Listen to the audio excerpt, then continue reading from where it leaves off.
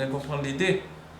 Alors finalement, le fait d'avoir transpercé ce passage-là, cette autre dimension, va lui octroyer quelque chose qu'il ne possédait pas a priori au départ. Tout ça si on sous-entend que le Kav Sof provient d'un infini véritable et qu'il n'y avait pas de préparation à ce qui va être ensuite. D'accord ? Ça nous rend un peu fou ce qu'il fait le Rabbi Rachab, il ne nous laisse pas tranquille du tout. Il nous dit une chose et puis il rentre dans le contraire. Il nous a construit, lui-même il a construit une structure pour bien comprendre que la lumière est déjà structurée au départ, et puis il la met de côté pour nous donner de comprendre les choses différemment. Oui. Alors on va aller jusqu'au bout. Ou les fiches, ou me'arabligo, ou les fiches, un chez Shoresh, pardon. Donc le cave, il est comme le cheveu à l'extérieur. Voilà, ça c'est l'image qui est donnée pour comprendre le cave. Donc du coup, le cave, forcément, il est plus. On ne peut pas le comparer à la lumière infinie qui précédait. Comme le cheveu ne peut plus être comparé au cerveau, alors qu'il vient du cerveau. Vous savez ce que ça veut dire? Les cheveux sont appelés dans le Zohar Mutarot Amochin, l'excédent de l'intelligence. On réfléchit, et de notre réflexion, il y a un résidu même de l'intelligence, et c'est les cheveux. Chez la femme, c'est un peu différent que chez l'homme. Chez l'homme, c'est vraiment un résidu, c'est-à-dire le cheveu est un conduit, donc il est creux. D'accord? Chez la femme, il véhicule encore son âme, puisqu'elle est liée à l'attribut de Gvura, de rigueur. Donc le cheveu est rempli par la personnalité de la femme, par l'âme de la femme, qui elle-même est attachée à l'âme de l'homme. Donc en fait, le cheveu de la femme, c'est pour ça qu'on le recouvre, pour le préserver, pour le protéger des forces du mal. Vous voyez?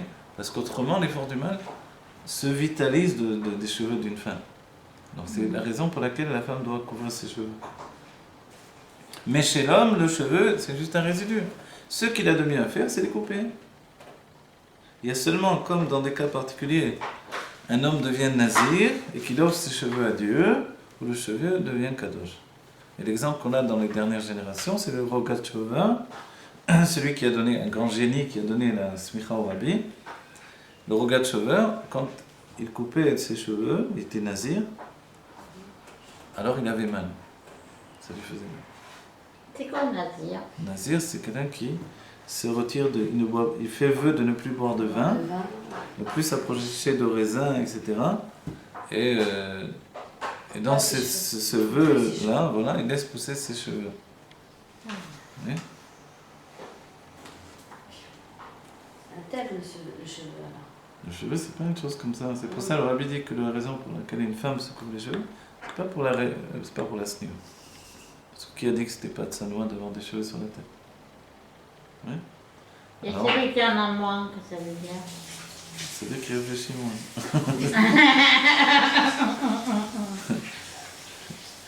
Mais je vous donne un exemple, c'est physique. Le Rabbi Rachab, quand il était jeune, pour comprendre le livre le plus difficile de la Chassidut Rabat, qui s'appelle le Moreh Bina, il a fait un tel effort que tous les cheveux lui sont tombés de la tête. Ah bon? Alors c'était un jeune homme. Tous les cheveux lui sont tombés de l'effort qu'il a fait. Donc il y a quelque chose de physique qui se passe. Pas juste chez les Rébim, le physique et le spirituel se rejoignaient parce que ce sont des tzadikim. Le cheveu, c'est plus une protection contre les forces du mal que la nudité alors. Alors voilà, oui effectivement,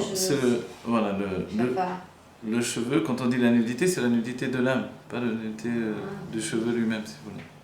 Donc en fait, si l'âme est nue, les forces du mal vont s'en... C'est même la raison pour laquelle on couvre notre corps. Plus on se découvre, plus les forces du mal ont accès à nous. Les forces du mal au quotidien, on va dire, c'est quoi ces forces du mal? Il y a des monstres autour de nous. Les forces du mal, c'est tout ce qui nous donne des tracas, des cauchemars, des craintes, vous voyez? Tout ce qui fait qu'on est oppressé, qu'on se sent mal, tout ça, c'est les forces du mal. Avant, on appelait ça les forces du mal, ou avant, c'est pas terminé. Dans la Torah, dans la Kabbalah, on appelle ça les forces du mal. C'est pas les mazikim, tout ça? Oui, oui. Dans la psychologie, on appellera ça des torts, qu'on appellera ça de l'inconscient qui n'est pas digéré, etc., etc. Mais ça revient au même. Donc se protéger, la Torah nous dit, sache que tu as une âme divine, il faut te protéger, parce que justement, elle n'est pas en relation avec le monde naturel.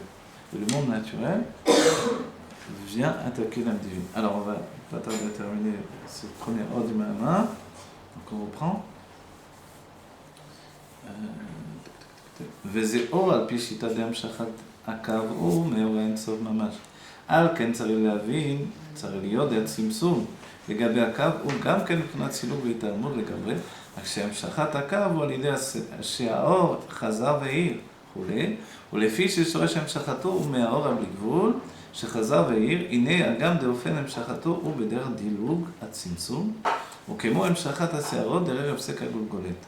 מכל מקום, הרי הוא נוגע ודבוק באור אינסוף והוא מעין המאור. Même si on dit que le cave, la ligne de lumière infinie, se sépare de sa source, elle reste attachée.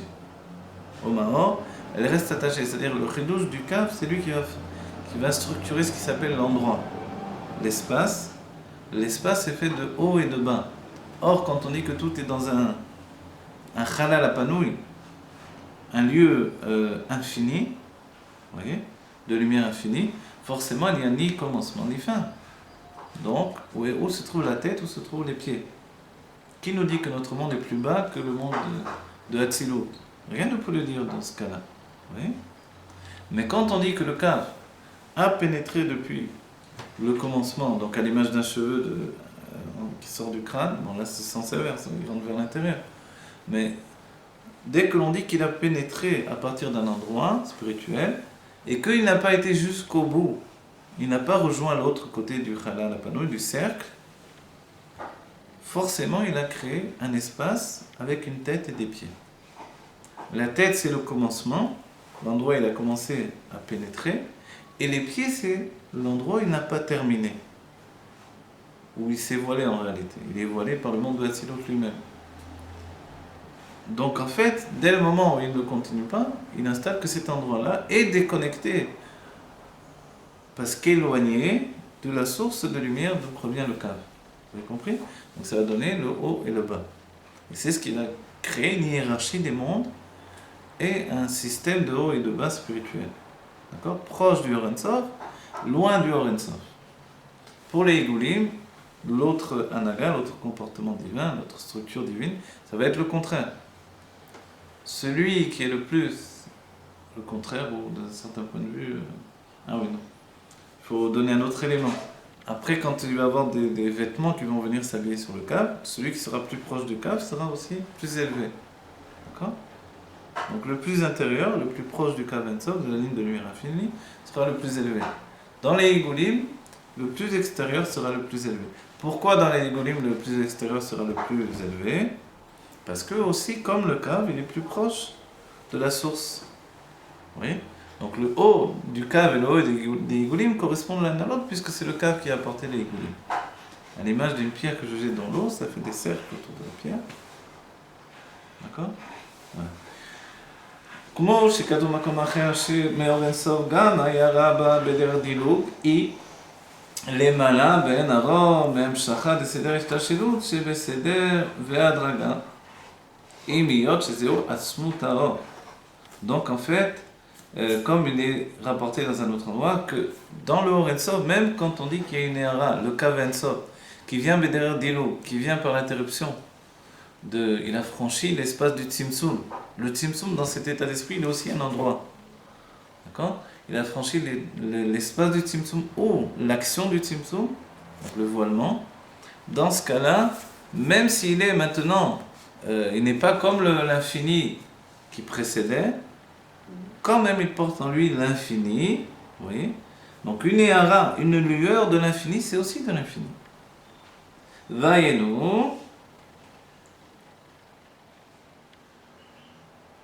Vayenu, לפי שבהמשכה שבדרך דילוג יש גם כן קצת דבקות. Parce que comme on vient de le dire, de l'expliquer, parce que même si on dit qu'il y a eu un diloug, le diloug, vous voyez comme à Pessah on a parlé de diloug. Le mot Pessah il veut dire diloug également. Donc le diloug c'est couper court à une situation et donner une autre situation. Dans Pessah c'était un diloug pour le bien. On a grandi d'un coup, tout à coup, on était sans aucune commune mesure avec l'état précédent. Mais là aussi, le Kav Ensof, il est sans aucune commune mesure avec l'état précédent. Il était un infini véritable, il est devenu un infini limité. Donc, on va dire, quel rapport entre le Kav Ensof et la source de la lumière infinie? En fait, on ne peut pas dire qu'il est complètement déconnecté parce qu'il est toujours attaché par l'endroit de sa pénétration, Or Ein Sof qui précède le Chalal HaPanouï et le Tzimtzum. D'accord? Parce que s'il était totalement déconnecté, il n'était pas attaché par le haut du Chalal HaPanouï à sa source divine, alors il ne serait plus de la lumière. Il serait lui aussi devenu un cli uniquement, mais il ne serait plus devenu de la lumière. Vezeo she'akav agam shenikra mazal. Vous savez que le cave il s'appelle mazal. Chez Zéo, le cave il s'appelle mazal. Mazal, on va expliquer tout à l'heure. Chez Zéo, que mot em shachat asearot. Mais kol makom areu nogea vedavo. Malgré ce, donc qu'est-ce que c'est le mazal? C'est la continuation, le fait que les cheveux se répandent. Alors je vous explique, entre guillemets, tout ça. Dans la Kabbalah, on appelle mazal les cheveux. Quand vous dites les mazalot, ce sont les cheveux. C'est pour ça qu'on dira Yud Gimel Midot Achamim, c'est l'expression des mazalot et yonim. Mazal, ça vient de l'étymologie de nozel, qui coule. Vous voyez, le cheveu coule, ou la barbe coule également. D'accord? Donc les mazalot, c'est ça, ce sont des dévoilements limités par le biais du tzimtzum. Vekolze, c'est-à-dire que quand on dit qu'en Chutz Laaretz, ils sont dirigés par les mazalot, ils sont dirigés par une lumière divine limitée. C'est pour ça que ça rentre mieux dans la limite du monde, d'un certain point de vue, qui s'enrichissent plus facilement qu'en Eretz Israël. En Eretz Israël, on est dirigé par la Shrina, qui est la royauté de Hatzilut. Donc en fait, c'est une autre chose, c'est une lumière infinie. C'est pour ça qu'on a plus de mal à l'intégrer dans des kelim. Vekol ze la shita shem shachato ou meor en sof ablikvud. Tout ça, c'est quand on dit, toute cette construction, toute cette construction que le Rabbi Rachel vient de faire, c'est tout entier dans la méthode d'analyse qui nous dit que le Kav Ein Sof provient d'un niveau d'infini véritable. D'accord? Comment de l'infini est devenu ligne de lumière limitée? On a dit parce qu'il est passé par la Golgolette, comme le cheveu qui passe par la Golgolette, etc. Tout ce qu'on a dit, le dilou, etc. Ou les filles à Mevuakan, les Shita Anal. Mais par contre, dans la Shita que le Rabbi Rachab a construit lui-même, depuis le début de nos Mamarim, des Shoresh Hakavu Me'asara Sfirot Agnuzot, quand il nous a dit que la source du Kav, ce sont les 10 Sfirot Agnuzot, les 10 mesures de lumière infinie, mais qui sont 10 mesures, donc qui ont déjà une structure de base.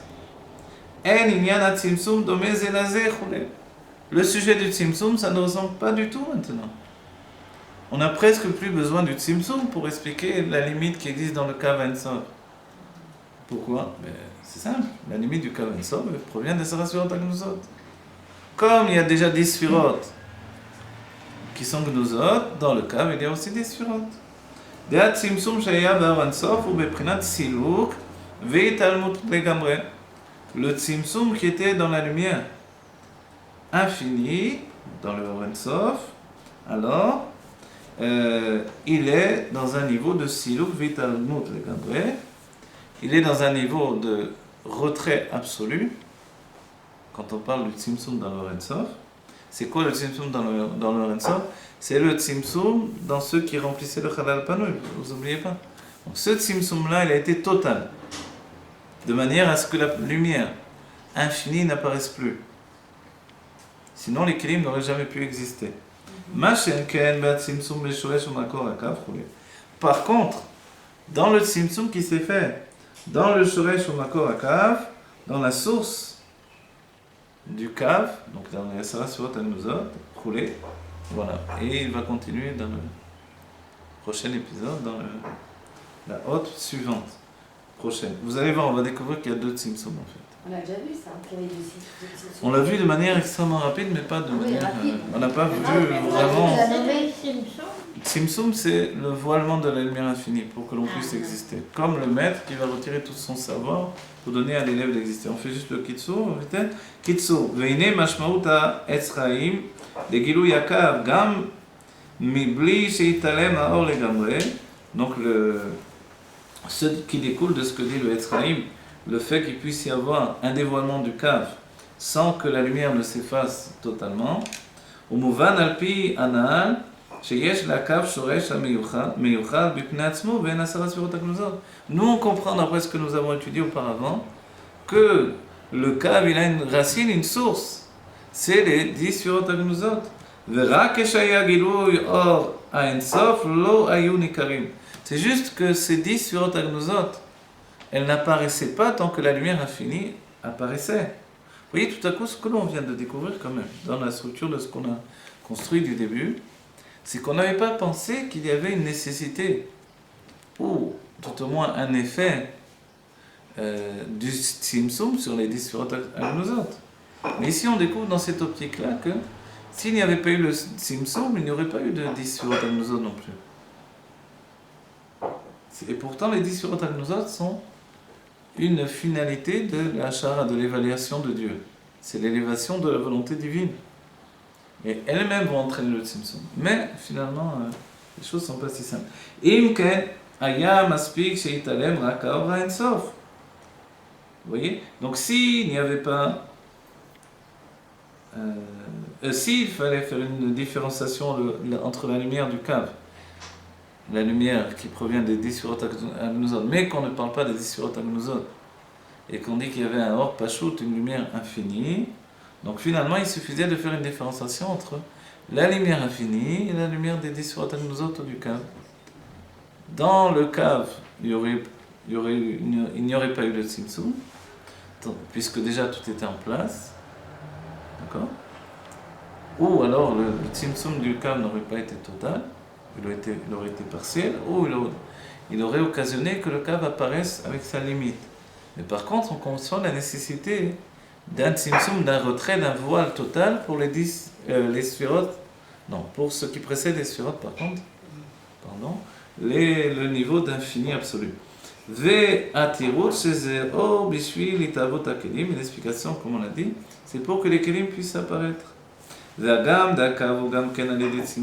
même si le cave provient lui-même il apparaît par le tzimtzum. S'il n'y avait pas de tzimtzum, il n'y aurait pas de continuation de lumière infinie. Mais d'après la shita, la méthode d'analyse où on a dit que le cave provient des 10 sfirot haGnuzot, tzimtzum bishvil hakav hu rak beprinat miut. Voilà, on annonce la chose ici. Le tzimtzum pour le cave, il est uniquement dans un niveau de miut, c'est-à-dire ce n'est plus un tzimtzum besiluk, un tzimtzum qui est un retrait, c'est un tzimtzum dans l'étymologie même du mot tzimtzum, qui veut dire diminuer. Il y a un tzimtzum où la lumière se diminue. Au lieu d'être infinie, elle ne devient plus qu'un seul, un cave, une ligne de lumière infinie. Et il y a un tzimtzum de retrait où la lumière se retire totalement. Donc, deux sortes de tzimtzum. Un tzimtzum bederer siluk, un tzimtzum où la lumière se retire, et un autre tzimtzum, bederer miut, où la lumière va se limiter. Voilà que de ce que l'on vient d'étudier. Et les espions? Les espions ne sont pas encore revenus, là, ils sont en train de visiter Israël. Pour que Dieu donne plein d'enfants à Leslie et Batsara, et Sarah Batsara.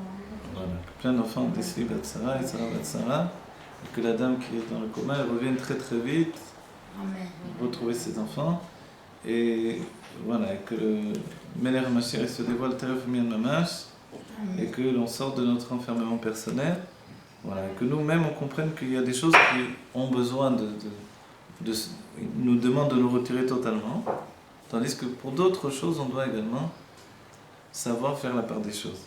D'accord? C'est-à-dire que dans notre vie, il n'est pas bon de tout rejeter pour faire tchouva, pour servir Dieu. Il y a des choses qui sont utiles pour le service de Dieu. D'accord? Si on a des qualités, on doit les garder. Ce qu'il faut rejeter, faire un tzimtzum légalement, c'est rejeter tout ce qui n'est pas de l'akdusha, qui peut être nocif à notre avancée dans le service de Dieu. Mais au sein même de tout ça, il y a des choses qui sont utiles. Et ces choses-là, c'est ce qui procure à ma personnalité une humanité particulière. Cette humanité individuelle de chacun d'entre nous, il faut la préserver. C'est elle qui va se mettre au devant de notre Torah. Comme il est dit, Derer Eretz Kadman la Torah. D'accord? Le Derer Eretz, c'est le bon comportement d'une personne.